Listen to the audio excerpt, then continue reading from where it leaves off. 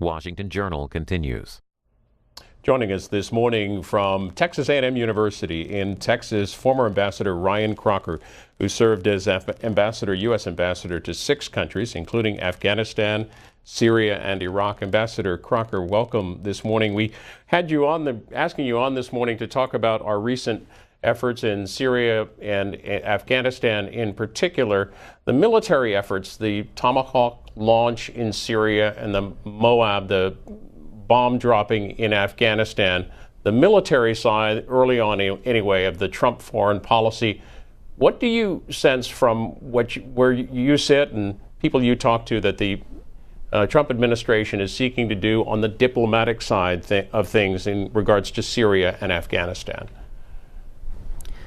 Well, thanks for having me, Bill. It has been a fascinating 100 days. We have not had a president this internationally engaged this early in the presidency since George Herbert Walker Bush.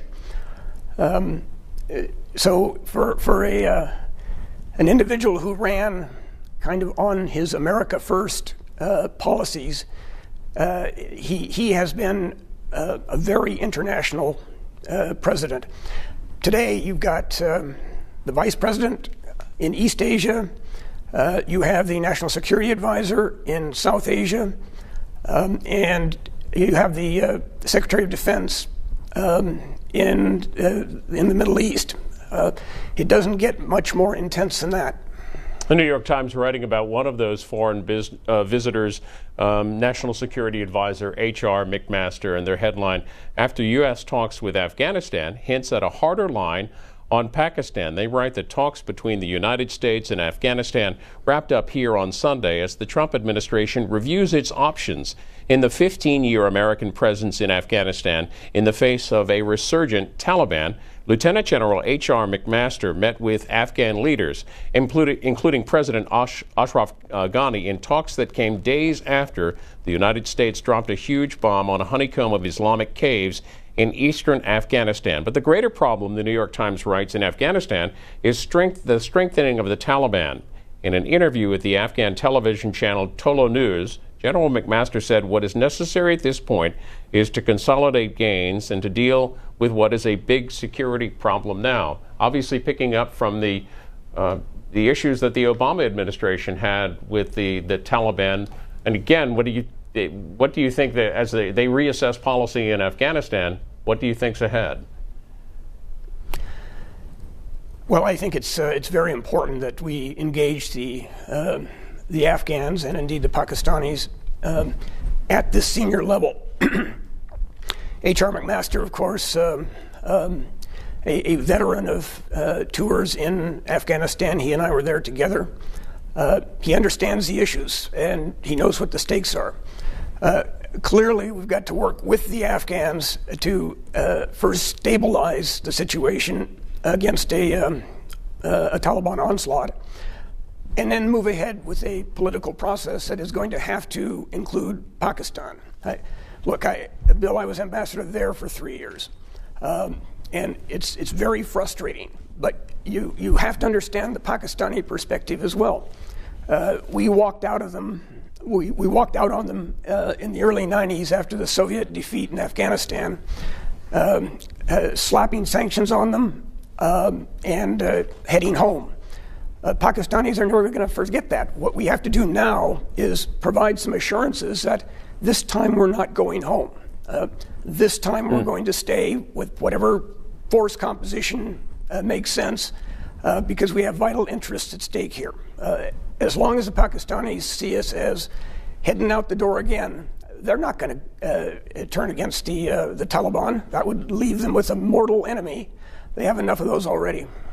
Our guest is Ryan Crocker, former ambassador to 6 countries, including Iraq, Afghanistan, and Syria. We welcome your phone calls and comments. 202-748-8001 for Republicans, 202-748-8000 for Democrats, Independents, and others. That's 202-748-8002. Executive professor at Texas A&M University. What does an executive professor mean, Ryan Crocker?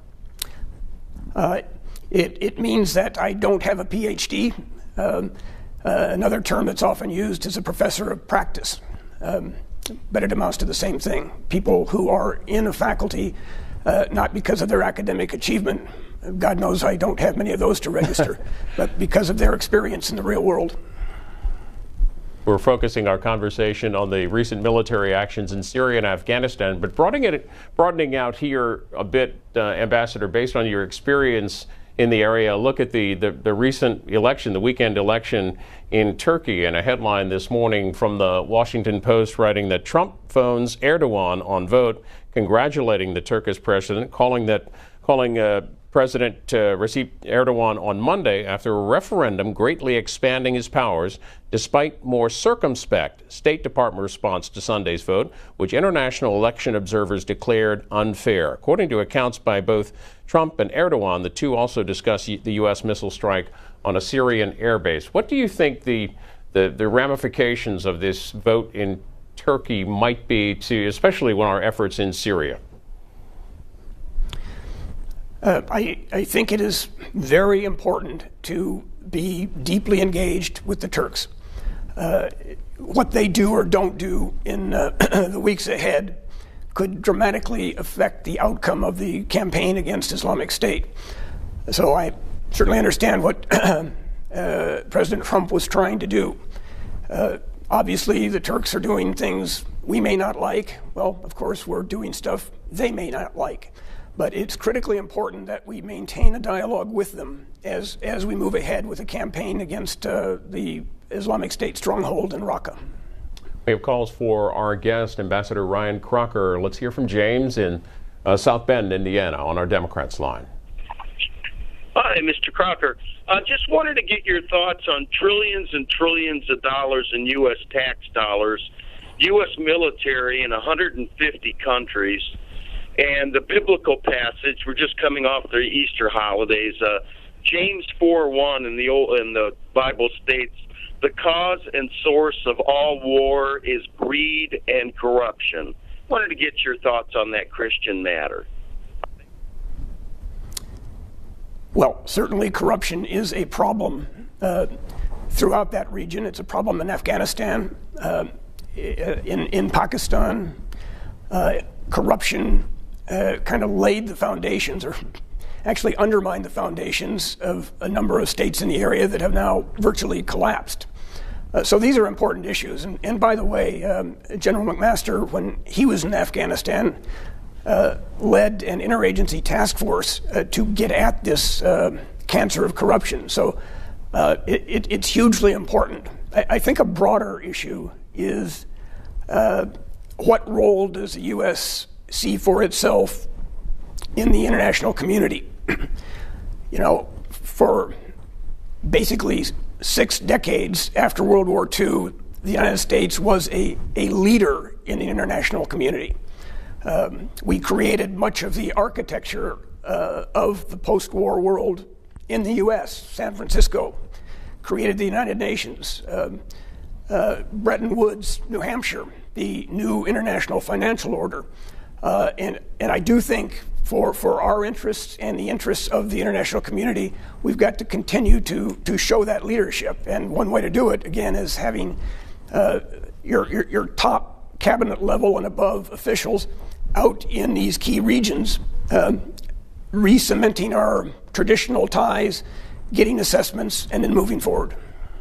202-748-8001, the number to call for Republicans, 202-748-8000 for Democrats, and all others, 202-748-8002. Send us a tweet at C-SPAN WJ. Former Ambassador Ryan Crocker, Iraq, one of your postings from 2007 through 2009, and a headline here in the Washington Post: Iraqi Prime Minister, "My country needs more help from the U.S." Hadar al-Abadi wrote this last month, I should say, that 2 weeks ago, he wrote, "I visited Iraqi troops in western Mosul as they prepared to liberate the last terrorist-controlled neighborhoods in the city.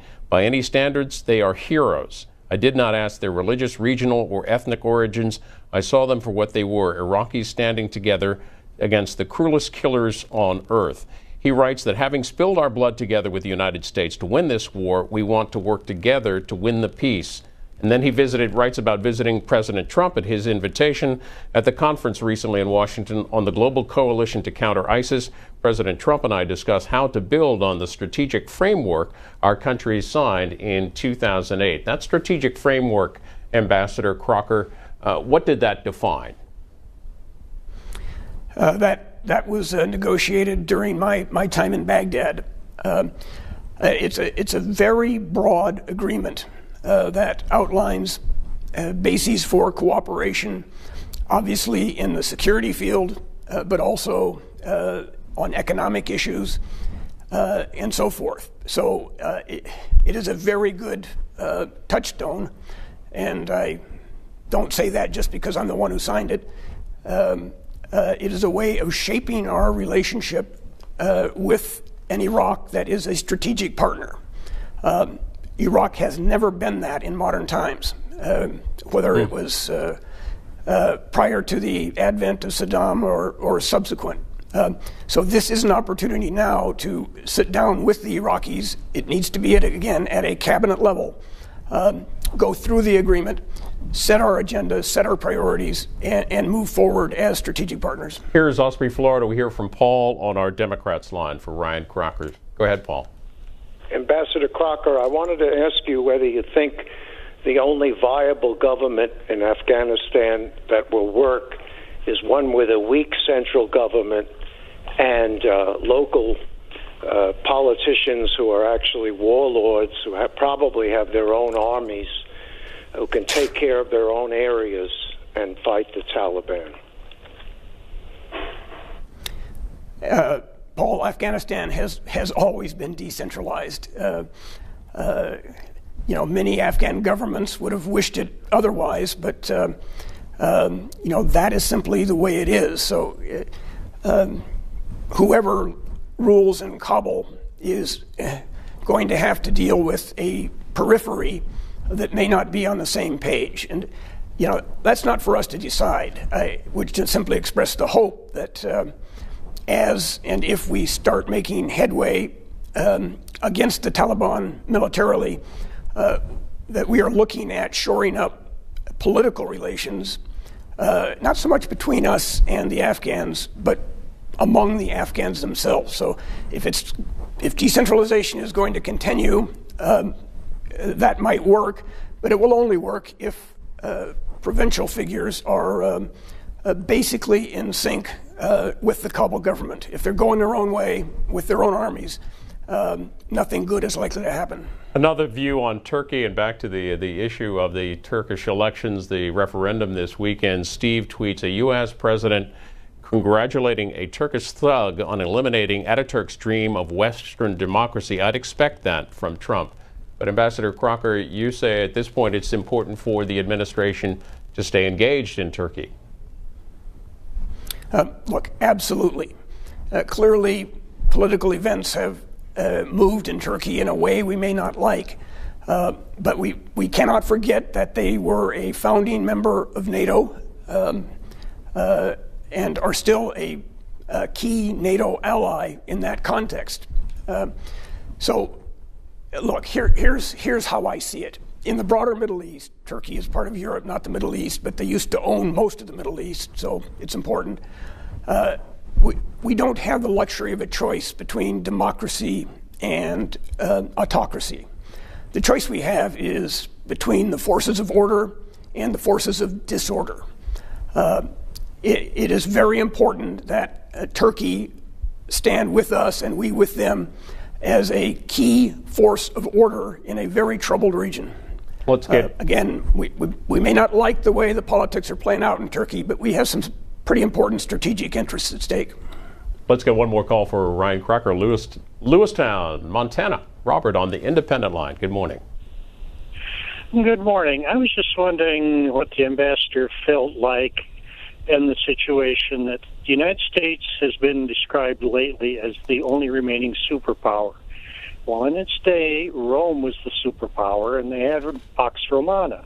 And England and Great Britain was the superpower in the 1800s, and they had the white man's burden. How do we avoid ending up trying to police the entire world, take care of the entire world, and suddenly discover we've spent all our time and energy taking care of the entire world, and we miss things at home.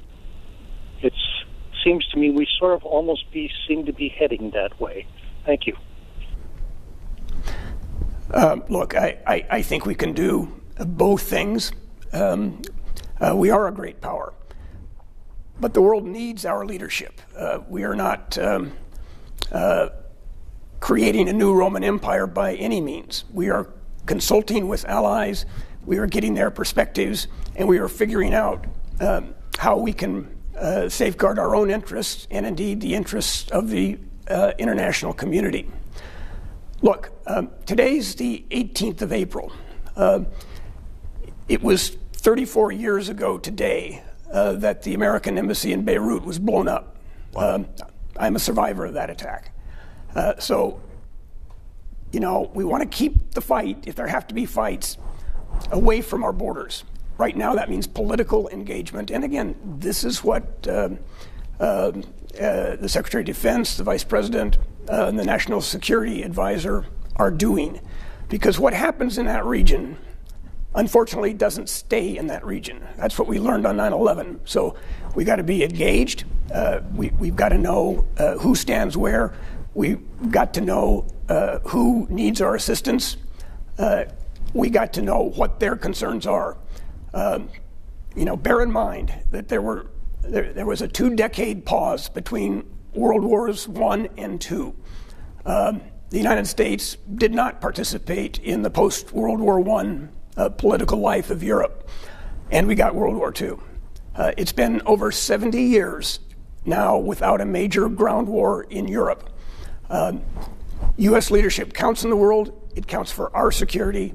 It counts for international security. Ambassador Crocker, thanks for pointing out that anniversary.